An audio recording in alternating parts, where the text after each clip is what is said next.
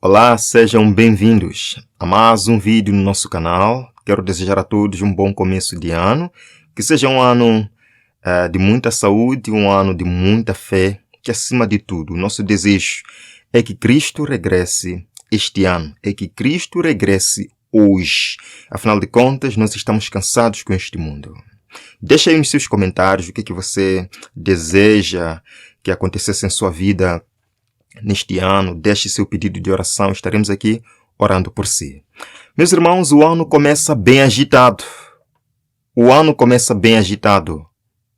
Tenho novidades para vocês. Vejam aqui. Roma está se preparando para lançar a primeira encíclica do Papa Leão XIV, com o título Magnificat Humanitas. Esta encíclica, à semelhança da Rerum Novarum do Papa Leão XIII, vai abordar a questão do capital e o trabalho. E nos perguntamos, coincidência? Vejam aqui, isto vai estar disponível, o livro neste caso vai estar disponível em maio de 2026. Aí está o título da nova encíclica, ou da primeira encíclica do Papa Leão XIV, Magnificat Humanitas. O momento Rerum Novarum do Papa Leão XIV. Interessante. O momento Rerum Novarum do Papa Leão XIV. E para alguns isto pode não significar nada, mas para aqueles que vêm acompanhando a progressão dos acontecimentos aqui conosco, sabem que isto é muito significativo. Eu lembro que quando o Papa Leão XIV foi eleito, falamos muito sobre essa questão. Estamos voltando a 1888. Quem lembra? Sim, é verdade. Agora é o momento da Rerum Novarum do Papa Leão XIV. Interessante. É dito, o possível título da primeira encíclica do Papa Leão XIV já não é um mistério. Vejam aí embaixo, é dito. O título por si só oferece uma visão das prioridades deste jovem pontificado. Quais são as prioridades do pontificado dele? O capital e o trabalho. A semelhança da Rerum Novarum de Leão XIII. Vejam, desde o verão de 2025, autoridades do Vaticano confirmaram que Leão XIV tem trabalhado firmemente em um documento fundamental. A frase também serve como uma referência deliberada ao nome papal que Leão XIV escolheu após sua eleição, uma clara alusão a Leão XIII e sua encíclica Rerum Novarum de 1891. Meus irmãos, falamos disto no ano passado. E parece que veremos desenvolvimentos disto agora em 2026. Quando a Rerum Novarum foi publicada, impactou o mundo como um trovão. Leão XIII confrontou as convulsões da era industrial, a imensa desigualdade, a concentração da riqueza e também o que, irmãos? A exploração dos trabalhadores. Ele falou na sua encíclica, Leão XIII, o direito à propriedade privada, salários justos, o descanso do trabalho. Meus irmãos, acrescentem esta nova encíclica que vai abordar também sobre o descanso do trabalho. Acrescentem isto ao forte movimento laboral nos Estados Unidos da América agora. Acrescentem isto ao novo livro de Charles Kirk, que aborda sobre o trabalho e o descanso semanal. Acrescentem isto ao projeto 2025, que já tem uma cláusula que prevê o descanso semanal, a Blue Law na América. Acrescentem isto aos esforços de Jonathan Berry, o procurador, o solicitador do trabalho no Departamento de Trabalho na América. Isto não pode ser coincidência. É dito, mais de um século depois, o conflito mudou. Hoje a tensão ainda reside entre capital e trabalho. Leão XIV tem retornado a este tema repetidamente desde sua eleição, sugerindo que a Igreja está mais uma vez se preparando para se pronunciar. A Igreja Católica está se preparando para se pronunciar em relação a esta questão. E vai ser através da encíclica que será lançada em breve. De fato, nós vimos.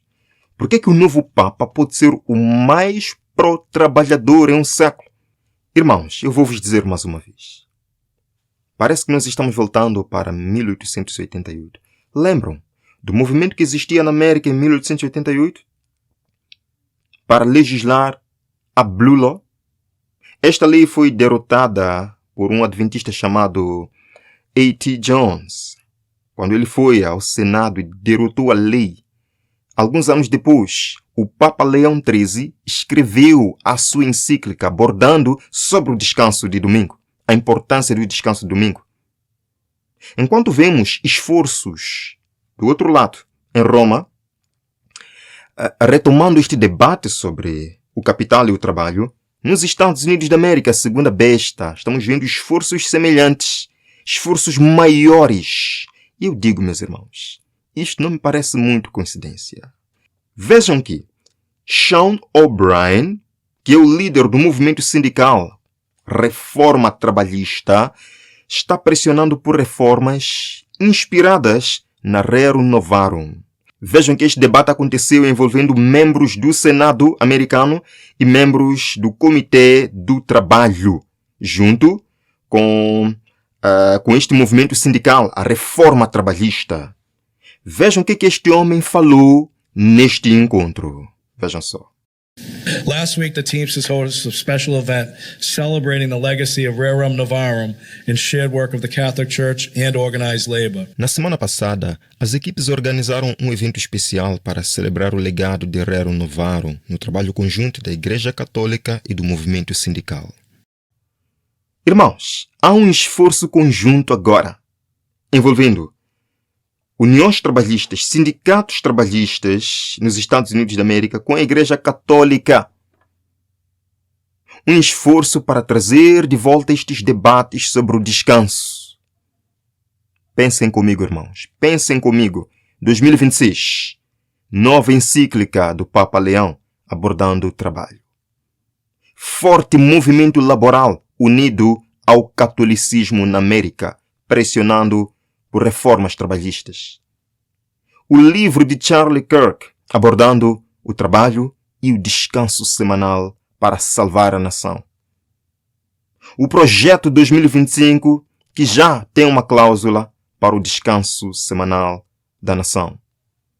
Jonathan Berry, The Turning Point, enfim, o movimento climático. Isto é coincidência? Isto é realmente coincidência? Vamos lá, ver agora um breve resumo.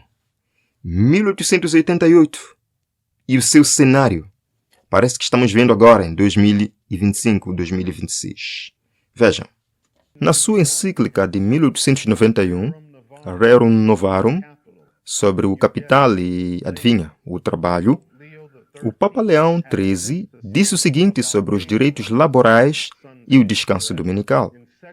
Na seção 40, disse: o trabalhador também tem interesses que devem ser protegidos pelo Estado. E, antes de tudo, estão os interesses da sua alma.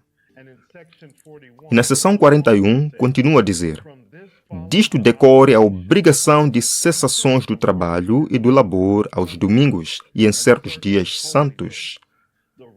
O descanso do trabalho não deve ser entendido como uma mera entrega à ociosidade. Muito menos deve ser uma ocasião para gastar dinheiro e para indulgências viciosas, como muitos gostariam que fosse, mas deve ser um descanso do trabalho santificado pela religião. Em outras palavras, o Papa Leão XIII está argumentando que o domingo deve ser utilizado não apenas como um dia de descanso, mas que também deve ser um dia santificado pela religião. E ele disse isso ignorando o fato de que Deus não santificou o primeiro dia da semana, mas sim o sétimo dia da semana. É quase como se ele estivesse presumindo ter autoridade para mudar os tempos e leis. Todos estavam a pensar a mesma coisa.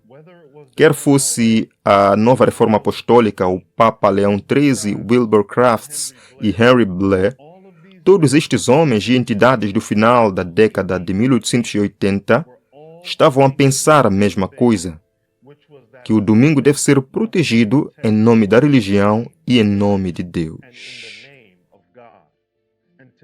E hoje, os nacionalistas cristãos e o autor da seção laboral dos documentos do Projeto 2025 estão a pensar a mesma coisa. E parece que o Papa Leão XIV pode estar interessado em continuar este trabalho, porque, como este artigo menciona, o porta-voz do Vaticano, Matteo Bruni, disse que a escolha do nome Leão XIV foi uma referência clara e deliberada ao último Papa chamado Leão. Leão XIII foi eleito em 1878 e era mais conhecido pela sua encíclica de 1891, Rerum Novarum, que delineava os direitos dos trabalhadores. E lembrem-se, foram eles que trouxeram isso à tona, não eu. Acho que teremos que esperar para ver. Mas o que é mais urgente hoje é entender o que está na base de toda esta retórica passada e presente. O que realmente está a impulsionar este movimento para proteger e honrar o domingo? Para descobrir isso, vamos dar uma olhada em outra carta encíclica escrita pelo Papa Leão XIII, intitulada Immortali Dei.